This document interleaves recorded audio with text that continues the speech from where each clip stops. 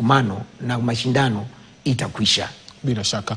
Ni mhusishe naye Amin Mwidau katika mtandao wa video ambapo tuko naye tuweze kusikia naye kauli zake ni zipi, rambirambi zako Mwidau kwa familia hii, hususan pia tukizungumzia mihimili ya familia imejitokeza pakubwa. Kauli yako ni ipi kutokana na hili ambalo limejitokeza hapa, umuhimu wa kuvumiliana kama familia na kukuza familia kando na siasa? Asante sana.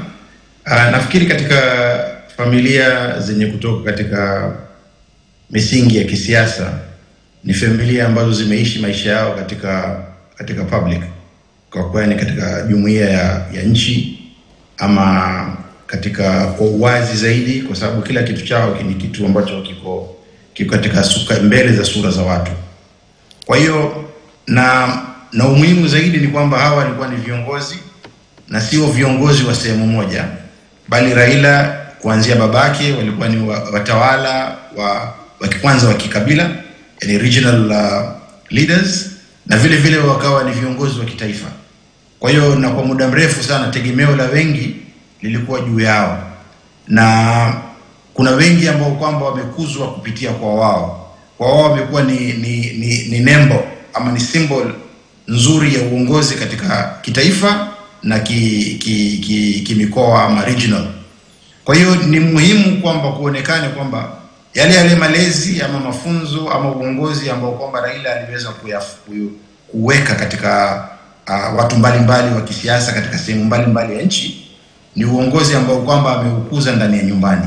Kwa hiyo jambo la kwanza ambao watu wataliangalia sasa ni kwamba je, Raila ameondoka leo, lakini nani katika familia yake atakayeweza kuchukua msukani wa kuongoza wale wafuasi wake kisiasa? Ni nani ambaye nyumbani atachukua msukani wa kuongoza wao kibiashara na kuongoza wao kama jamii?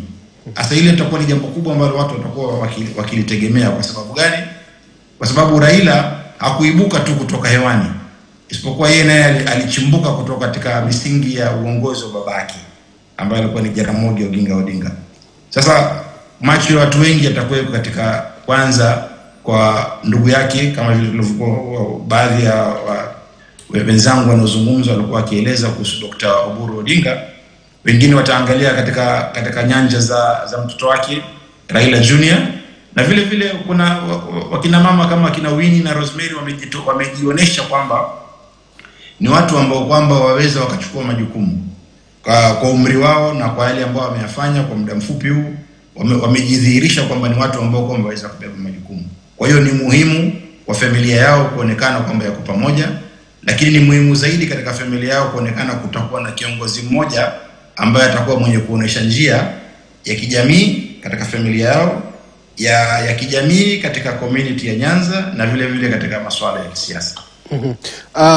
Tuingie katika pengo ambalo linajitokeza sasa hivi katika siasa, manake ndilo ambalo liko sasa hivi wengi wamekuwa kilizungumzia. Pengo la siasa Raila ambalo ameliacha ni lipi? Sasa kuna mapengo ya aina mingi ambayo ameacha. Kuna na pengine baadhi yetu watajua, mengine hawatayatambua. Pengo kubwa zaidi ni ile la uongozi wa upinzani katika nchi kama leader of the opposition. Kwa maana kikatiba kuna ile tunaweza tukaita de jure, ama ni kiongozi kwa kulingana na kiongozi wa upinzani kulingana na kisheria. Lakini kuna ile ni de facto, ni kiongozi wa upinzani ambaye hata kama hana kiti, hata kama hana wafuasi wa kutosha bungeni, bado atakuwa yeye ni kiongozi, kwa sababu ni jambo ambalo kwamba amechimbuka nalo kwa muda mrefu, amelipigania kwa muda mrefu sana kutoka. Hilo ni gap ya kwanza, ni kwamba watakosa mtu mwenye misingi ya kisiasa na traditions za kisiasa, tamaduni za kisiasa ambazo zilikuwa tofauti na watu wengi sana. Ni mtu ambaye akasisimua crowd ya watu kidogo, crowd ya watu wengi, na kwa maneno machache tu akaweka coded messages, watu wakafuata yale, kama wakaelewa ni kitu gani atakachokifanya. Sasa mbali na hapo, hapo ni kitaifa. Hasa kuna mikoa ama regional politics ile. Katika majimbo kuna watu ambao kwamba uongozi wao wamewekeza katika Raila Odinga. ni kwamba hawakutengeza misingi na wapiga kura ama wafuasi wa kisiasa katika mashinani, lakini wamewekeza kikubwa zaidi katika urafiki wao na Raila Amolo Odinga, hasa kutokana na ule urafiki na uswaiba na imani aliyokuwa nao kwamba wao ni marafiki zangu ndio ambao naweza nikawaamini.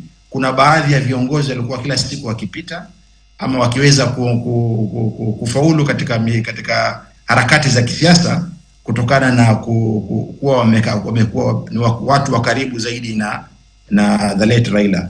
Sasa hao watakuwa na changamoto kubwa sana, kwa sababu sasa wataibuka watu wengine ambao ni wapya, na kwa vile Raila atakuwa hayuko na hatujui nani ambaye ataingia mwenye kuwa na uwezo kama Raila wa kuweza kusema Kibaki tosha ama aseme fulani tosha.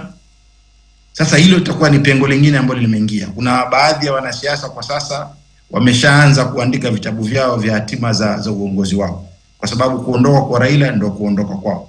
Msiba wao ni mkubwa zaidi kuliko ule msiba ambao kwamba jamii pengine ya Raila itakuwa imepata. Sasa kitu kingine ambacho cha tatu, pengo lingine ni kwamba Raila mbali na kuwa ni kiongozi, lakini nafikiri ukisikiza watu wengi walioweza kumzungumzia, ni kiongozi ambaye kwamba alikuwa na roots kwenye jamii, yani alikuwa na attachment kwenye ground. Huyu ni mtu ambaye alikuwa ni prime minister, lakini anaweza akapata simu kutoka kwa mama mboga kama baadhi ya watu wanasema, akamweleza shida zao. Kwa hiyo anaweza kasikia shida ya watu walio karibu naye na watu walio chini zaidi. Kwa hiyo alikuwa na network kubwa sana, especially katika hii miji mikubwa, useme Mombasa, useme Nairobi, useme Kakamega. Ndio maana ukaona ushawishi wake ukamwezesha. Kulikuwa na wakati nafikiri kutoka pwani wabunge wengi walikuwa ni ODM kuliko wabunge wa ODM walichaguliwa Nyanza.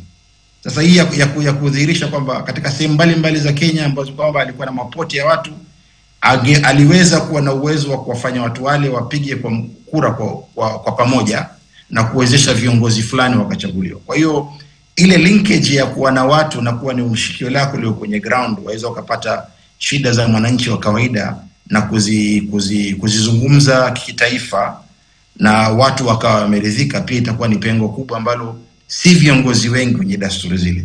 Utaona baadhi ya viongozi pengine ukienda majumbani mwao, wewe kama mwananchi wa kawaida utawasubiri nje ya mlango. Wakati wa wanasiasa wa zamani walikuwa waweza katoka na gari lake nyumbani, hataki kufika ofisini gari limejaa watu kwa sababu kila mmoja anampa lift. Leo kuna baadhi ya viongozi ambao magari yao yako tinted, hutaki kujua wako mahali gani. Kwa hiyo hawana ile sauti ya ground. Wananchi wanahitaji nini?